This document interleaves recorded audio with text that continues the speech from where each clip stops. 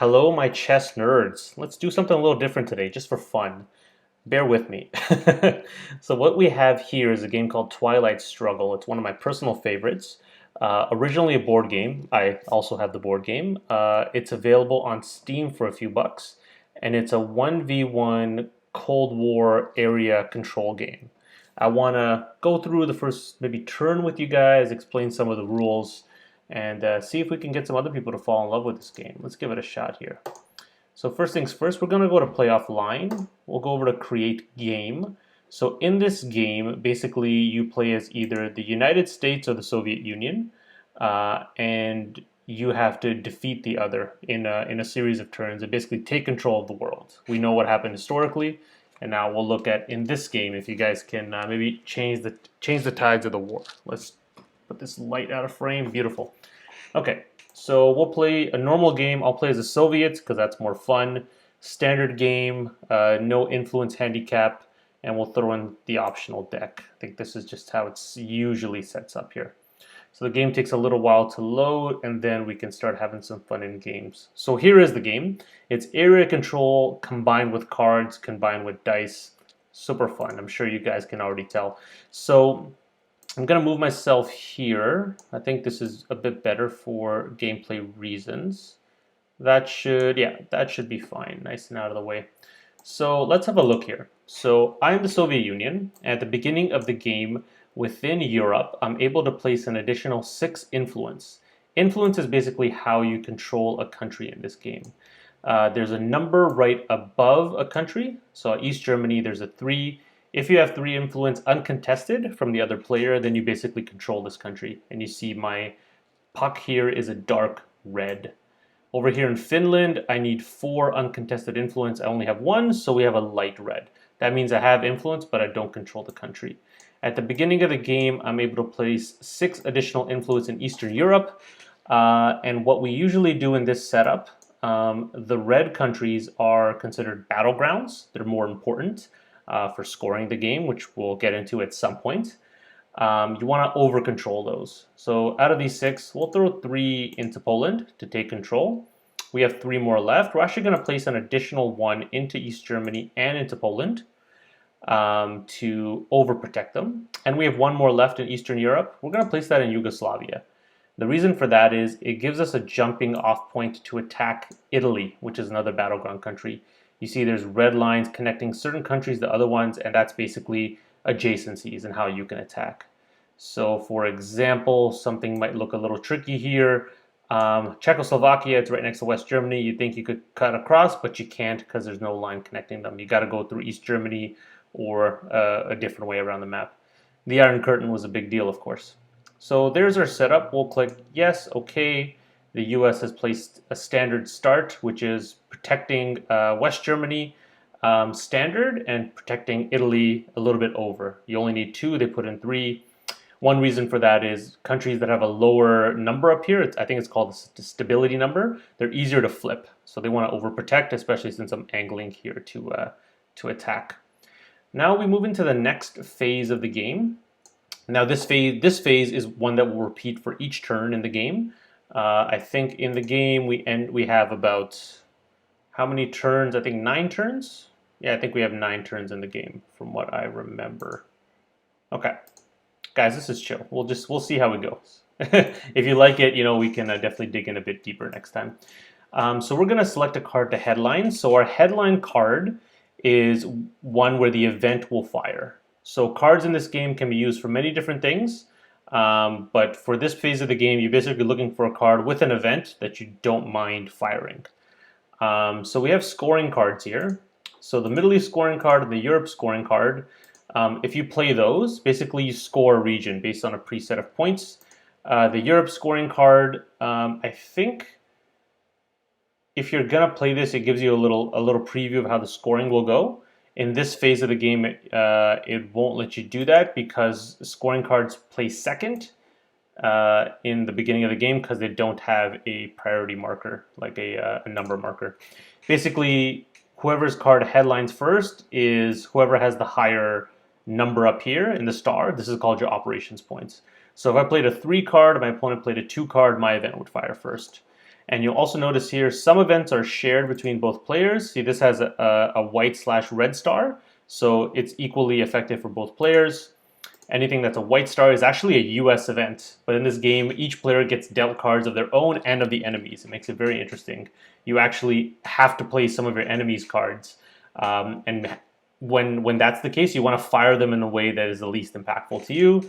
And then straight up red cards are cards that I can play undeterred as the Soviet Union. Soviet Union also gets the China card, which is a special card that only that player gets. Let's shuffle these around. The CIA created. This is a bad card for me. As the USSR, I need to reveal my whole hand to the opponent, and then they can play. They can conduct operations on the board. We'll get into that. So I don't like this. I'm gonna just hang on to this as long as I can, or play it later in the round, right? Because if you reveal your hand later in the round, you're given less intel to the enemy player. So we want this to fire a bit later. Korean War, decent event. It just involves a random event on a board that involves a die roll, and we could flip Korea.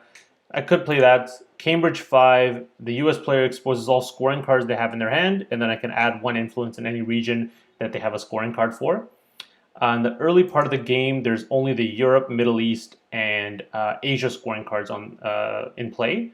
I have 2 of the 3, so the chances of them having a scoring card are fairly low. So this event probably won't fire anything for me. I think it's more valuable to use those 2 points for something else. De-Stalinization, this is a good card for me. I can relocate up to 4 influence points to non-US controlled countries, no more than 2 per country. This allows me to spread influence to parts of the world where I don't have adjacencies. So the way you spread your influence after that beginning phase where I deployed some points in Europe is you need to be adjacent to a country to spread your influence, except for special cards like this, which allow you to leapfrog around the world. Like this card allows me to put points into South America, for example, where I don't have anything at the moment. Let's headline this. Let's headline D-Style.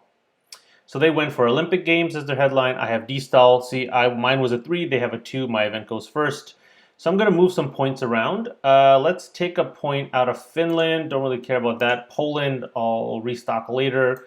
Eastern Europe, too, I'll take a gamble and restock later. And I have 1 more point I could use. You know what? Let's take this point out of Syria. Hopefully we can get that back on the board. I'm leaving the Middle East a little vacant, but let's cause some problems here, right?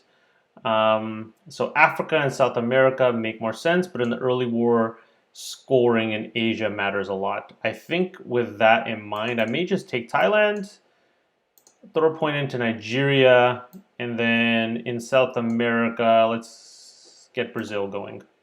Sure. So the Olympics, I can participate or boycott. If I participate, we play roll a die, and the sponsor adds 2 to their roll. High roll against 2 victory points. Re-roll ties. If the opponent boycotts, DEFCON goes down 1 level, and they can conduct a 4 ops. They can use a 4 ops card. I think we'll just participate. Don't want to just give them 4 ops for nothing. Yeah, so they gain 2 victory points. This is a good time to explain victory points. Basically, victory points work either plus 20 or minus 20 towards your opponent or towards you. The game starts with the right at 0. And if you're able to get to 20 victory points first, you win the game. And that's one of the most common ways you win the game.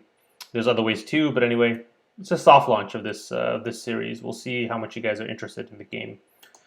And I'm sure some more savvy players could give you a more thorough tutorial online. Or me, maybe me. All right, so we're going to play our first action round. So in an action round, we take one of these cards, and we can do some things with it. Let's grab one to just show you all the different things. Realignment, don't even worry about it. Like, I don't even use it yet. I'm sure it's in the game, but I don't even use it. Space Race. So this is a good way to burn a card. The event doesn't fire, and you basically roll a die to get higher on the Space Race track, which gives you each point gives you victory points or it gives you special abilities. And it is a race, because the first person to get to the card gets the ability. Once your opponent catches up, the ability nullifies. And also, the first person to get to the victory point ones gets more victory points than the opponent. Okay, the other thing I can do is trigger the event. So I can use the card for the event. I can also use it to place influence.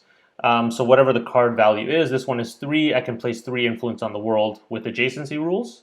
or I can coup a country. That means you use the points on this card to do a modified die roll and try to flip a country towards your influence. I like that option. Eastern European unrest. They get to remove one USSR influence from 3 countries in Eastern Europe. I don't like this because these countries, Europe is gonna stop being dominated here. I think I instead want to get rid of one of these scoring cards because I don't have a lot of firepower. I think to score well this turn. If I try to score Europe, it's even scoring. Let's get the Europe scoring card out of the way because I think I'm starting off on a bit of a light foot there. I didn't want to keep playing ignore Europe. My opponent really pushes into Europe strong, and then I'm stuck having to play the scoring card. And your scoring cards you have to play by the end of your turn. That's very important. You cannot. Okay, so they're gonna coup Thailand and success. So basically, they had a strong 4 ops card here. They didn't really need too good of a die roll. To do a coup, basically, you need to beat 2 times the country's defense. So the defense here is 2 times 2 is 4. Their ops card beat me by default, like it beat the 4, like it matched it. And then on top of that, they rolled a 2. So 2 over the defense means the influence shifts by 2 in their favor. So I get kicked out of Asia.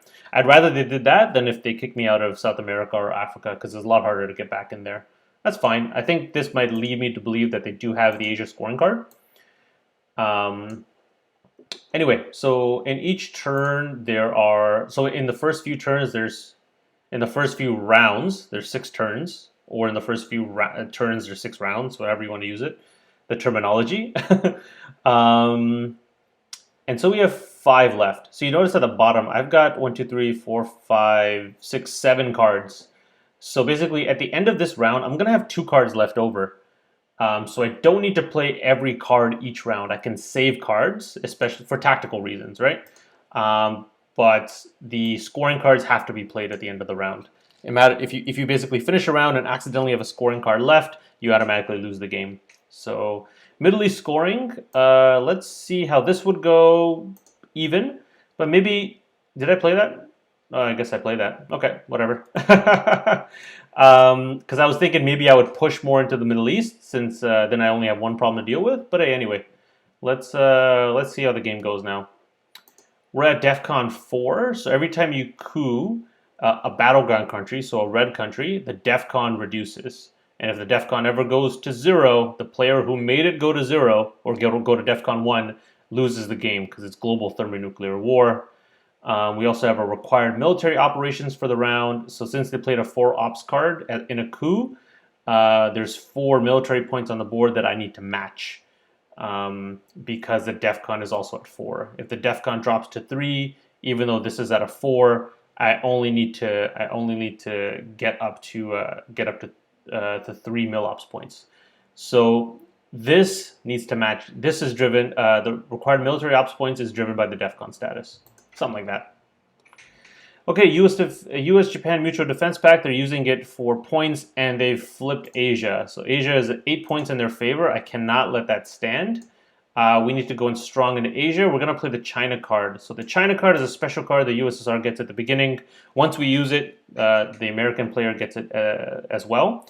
So I get 4 ops points, and I get +1 ops point if I use it in Asia. So up to 5 ops. And +1 VP who holds it at the end of turn 10. We're going to place influence. We're going to overprotect North Korea. We're going to jam South Korea. This gives us a point. And we have 1 more influence left. We're going to really jam South Korea there and really make this tough for them, I'd say. So now if it gets scored, it'll be 1 in our favor. You don't like to burn the Asia-China card too early, but hey, that was going to be 8 points. They'd be up 10 points on turn 1, which is rare. Like the U.S. player usually does bad at the beginning of the game. So I've played this fairly passively. I should have been more aggressive, but hey, c'est la vie.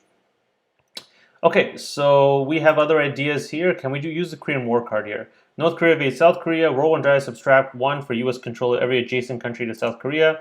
So they control. I mean, they don't control South Korea. They don't control any country adjacent. So you got to read this wording carefully. Control of South Korea itself does not matter. We get a victory on a modified die roll. It's a 50-50 shot here. Let's play the event. Success. So beautiful, right? So we just flipped South Korea.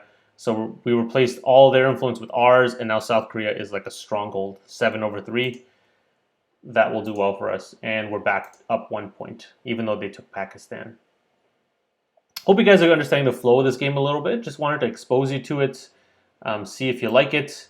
I find it's better to play a game a little bit or watch someone play just a turn to really see if you like it, and then you can dive in, learn all the strats, learn all the rules, learn the metas, you know. So Romanian abdication, they took Romania with it, and somehow it also got them a point in Angola. Anyway, c'est la vie. So now, how many rounds do we have left here? 2 action rounds left. Mill ops points, I have 2. We're still at DEFCON 4, so I need 2 more ops points or I got to drop DEFCON 2 points. I think I'm going to coup now. Let's coup Iran with containment. So we're going to coup Iran, and the odds are pretty good in my favor. Let's do it. Boom. Okay, good. That's nice. They get a buff. They get an extra op point for the rest of the turn. I'll take it. And then I can space race Eastern European unrest. And then I'll space race that, and I'll hold Cambridge 5, maybe. They're using Truman Doctrine for a coup. Okay, so I'm kicked out of Africa again. That's not good. Now, I think we'll space race. Let's see. We want this to be a bloodless end to the game, end to the round, and end to the stream, maybe. Last round here. So, revealing my hand, I still have 2 cards. I can't coup anymore. We're at DEFCON 2, but we've both reached our mill ops, so that's fine. I think now, since we're at DEFCON 2, not a lot of blood will be shed on the board. I feel like I should space race, but you got to be efficient here because the space race only requires 2 ops. And I'm going to spend a 3 ops card on space racing. Or I could put 2 ops. I think putting ops on the board makes sense here. Let's place influence with this guy. Let's take Iran. We'll take Iran, and we'll overprotect Iran. I think that's good. That sets us up with 4 points in the Middle East. Creates a problem for them, right? We want to keep creating problems for our opponent. They might play the Asia scoring card here. I'll see. They actually didn't have it. And they have a captured Nazi scientist, so they were able to advance their, get 2 more victory points. Get them back up to 2. We were able to make it even because we got the Korean War event. Guys, so one thing I love about this game is the historical depth, right? Like all of these cards are based on real life events. And if you're a history nerd like me, like you really geek out when you play this game. And the design of the game is really good. Like the aesthetics fit the theme, and the gameplay fits the theme. Like everything just comes together. The space race, the DEFCON track, cooing countries. It just all works together beautifully here. I mean, I don't have much more to say about it, guys. I'll keep this as a quick intro. Nice under 20-minute video. Also testing out my new High Sierra MacBook. It's 1 year newer than my old one. Let me know if you like this. If you want to see more content on this game, we can take it a lot more seriously next time. Always give me a follow if you're new to this channel and you want to see more of this content or some of my regular chess content. I'll catch you next time when the stars align. Peace.